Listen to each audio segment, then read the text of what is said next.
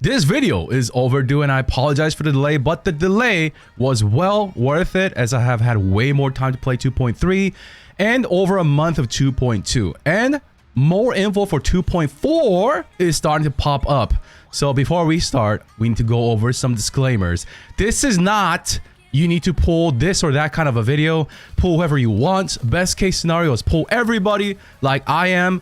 That way, no need to think. Just kidding. The purpose of this video is to talk about my experience after playtesting 2.2 and 2.3 agents. I have played 2.2 for over a month at this point and 2.3 for a week now. And we're just going to have a nice chat about some of the points I have about the agents coming our way. As for the reruns, I have them on my M0 only account and on a separate account that's M6.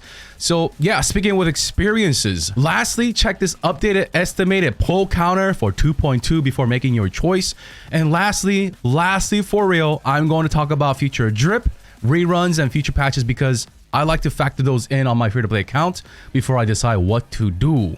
So let's start, voice cracking. Let's start by looking at the timeline. We will get Seed and Trigger in the first half, and during the second half of 2.2, Orphie and Evelyn. However, as you saw in the thumbnail, we will get two new info during 2.2. First, we will get a live stream for 2.3 confirming 2.3 reruns for rerun enjoyers. Could be Sambi reworked, could be Vivian, Hugo, etc. Who knows? For those waiting for certain reruns, this is a reminder that they can return soon. Second, we will either get official drip for 2.4 before Orphie Evelyn ends, or leaks or more predictions for 2.4 as 2.3 pre-download files can be data mined unofficially. Speaking of data mine, spoiler warning, skip 20 seconds ahead. 2.2 pre-download files are already data mined and shows that we will get Zhao in-game appearance in the 2.2 patch. Usually the ZZZ pattern is we get a new character introduced about 1 or 2 patches in advance. We have no confirmation if she's going to be 2.4 for sure and whether she is going to be in the first or the second half. We don't know if Zhao is going to end up like Jufufu, where Jufufu appeared in the game 2 patches in advance and ended up being in the second half of 2.0, while the first half was another agent, right? It was Yishwen. So the first half, if it's not going to be Zhao, it could be another agent, and who knows if they'll end up being a Void Hunter or Void Hunter level like Yishwen ended up being. No confirmation whether Zhao is going to be an A rank or S rank, first half or second half, Void Hunter or not. All we know is that Hoyo will start hyping her up. So for those that like her, then you need to start planning accordingly. Are you tired of being broke in polychromes and could use a boost? Well, hit this video a like and subscribe and leave a comment for which of the agents mentioned in the video that you like. And you can win up to 10,000 polychromes. I'll hit up one of you guys that left a comment, subscribe, and hit the like on the day of patch 2.2. Back to the video. In no particular order, let's talk about Lucia. She's a supporter that'll be supporting Team Rupture. As of 2.3.1, she scales off HP for the sheer force buff she gives, her personal damage, and her heal. More on preparing for her gear in this video, top right of your screen. Don't throw away your energy, as I have pre-warned you on which gear to save for those going for her. As for her value, she's definitely gonna be stronger than the free-to-play version, panned by a lot. I can't show any gameplay due to NDA and can't talk too much in detail, but she's definitely going to be best in slot for Rupture. But here are a couple of things to consider. First, the cast of Rupture units aren't that vast like Attackers and Anomaly. Astra Yuzua gets so much value, especially Astra, as she can fit into so many different teams. For now, we don't know how big the Rupture family will end up being and how they'll evolve. We don't have a crystal ball, but we do know in 2.3 new bosses come with higher defense. Well, we'll see about that. Which Rupture can bypass as sheer force is true damage. Not too surprising, as I told y'all, 2.3 will shill Rupture. Second point, Yishwen and Yidhari are fine without Lucia. Third point, Lucia isn't finalized yet, and nobody can really tell how much of an upgrade she'll be versus Astra. But hey, for those that want to free up their Astra and plan on building Rupture down the road, Lucia seems like a good pickup. If you're going to stick with just Attackers and Anomaly, then y'all know what to do for Lucia. Lucia, in terms of gearing and playstyle, is simple and straightforward. She's fluid, she's not clunky, she can do damage passively when she's not active and not on the field. For now, she doesn't have quick assist. Next, I want to talk about Yidhari. Yidhari, I'm having a lot of fun with right now. She's again very fluid, easy to play, and easy to gear, especially if you already geared out your Yishwen. In that case, she's currently very free-to-play friendly. If you got Yishwen already built in the current version of 2.3, things may change. Once again, check out this video top right. It'll save you a lot of resources. Yidhari animations feel impactful, and some of her longer animations are quick swappable. Unlike Piper, she has good suck with her spin to win move, like sucking the enemies in. And AoE range is pretty decent as well. She is a great Ice Rupture DPS that will obviously have great synergy with Lucia, Astra, Pan, Pulchra, and pretty much any stunners like Lighter, Lycone, Trigger, Jufufu, Qingyi. I just named all the limited S-rank stunners. Heck, you can even play her with Yishwen if you want. She's not bad. She's great overall. But the thing is, she's another good Ice DPS. For those that don't like attackers or anomaly and like collecting Rupture agents, then here you go. You got your first Ice Rupture. Now, Seed, I stand by what I said in her early review. I think it aged pretty well. She's a first generation versatile attacker. She can be main DPS, sub DPS, or even sub DPS / support. There are many ways to gear her and her teammates and many different playstyles. You can have your second attacker feed Seed's special attack meter, or you can juggle between the two evenly. The beautiful part about Seed is that it's up to you how you want to play her, how you want to gear her, how you want to slaughter in which team. So she's very flexible and will be one of the more horizontal agents in today's video, as she can fit into a lot of different teams and builds. That's what horizontal means. She can free up Astra, or you can play with Astra. She can play with the stunner or without a stunner.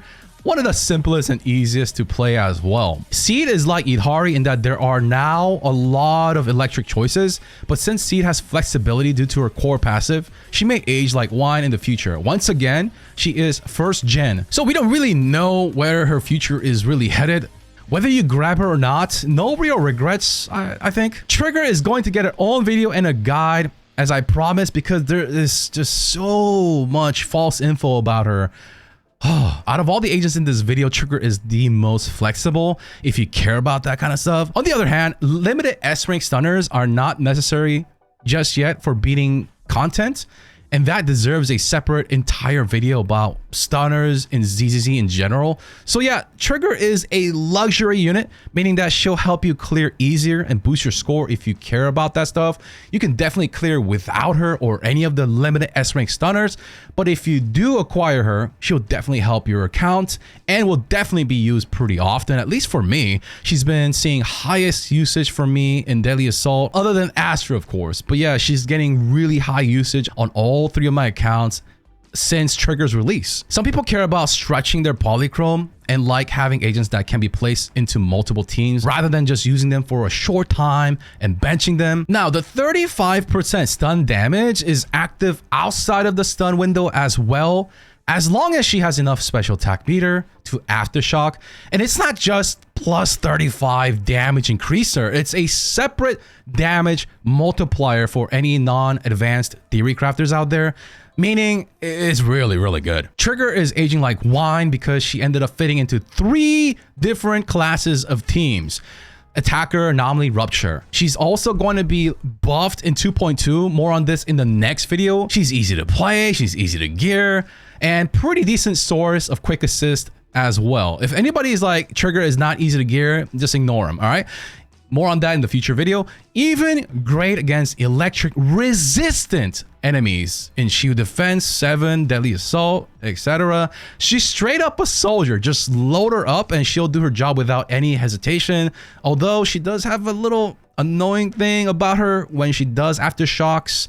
She does sometimes grab the boss's aggro when you're trying to go for like Deadly Assault performance points where you have to do like a perfect assist or something. Anyways, Orphie is one agent I'm kind of blank about. I played her for a month, and you too can play her in 2.2 story and see for yourself. I love her, and if you were expecting any buts or like a counter argument, like a however, there isn't any.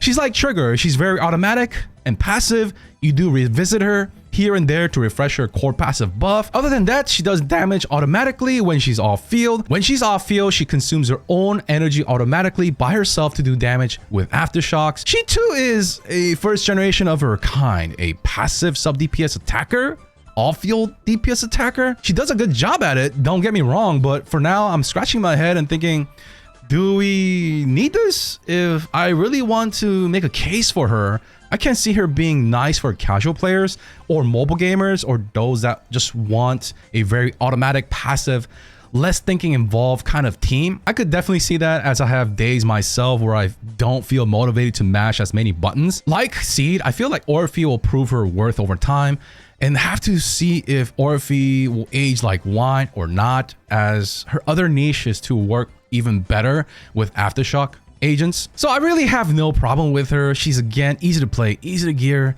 as her gear is from the same instance as Anomaly Enjoyers. She also is limited S rank fire DPSer, which I have said a million times that the new players are lacking, and I also said a million times devs know this too.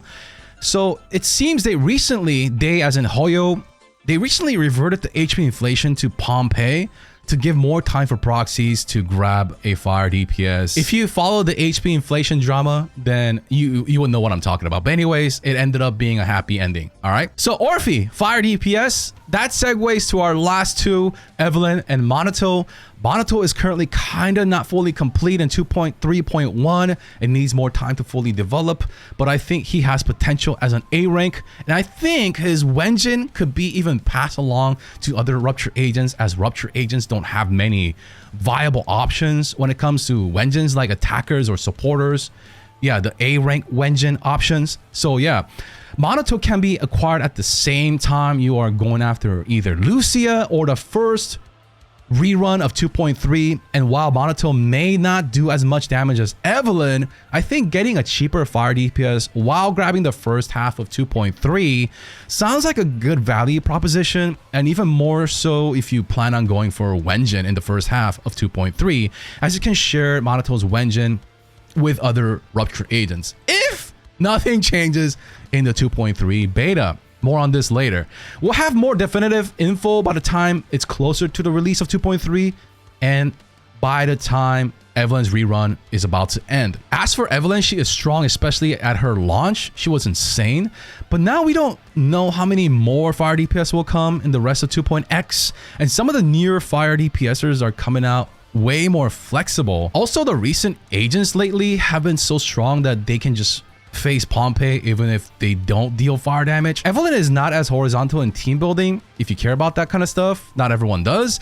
And also, she doesn't have her own like perfectly fitting disc drive set yet. And also, while her Wenjin isn't a must, an Evelyn with or without Wenjin is pretty noticeable. In short, Evelyn's good, but not a monopoly or anything like that, with a lot of fire options now, or agents like I said that are so strong that you could just throw them into a fire boss. So there are a lot of options, whether they're cheaper like Manato or more flexible, and more uncertainty, as I feel like more fire DPS is going to come our way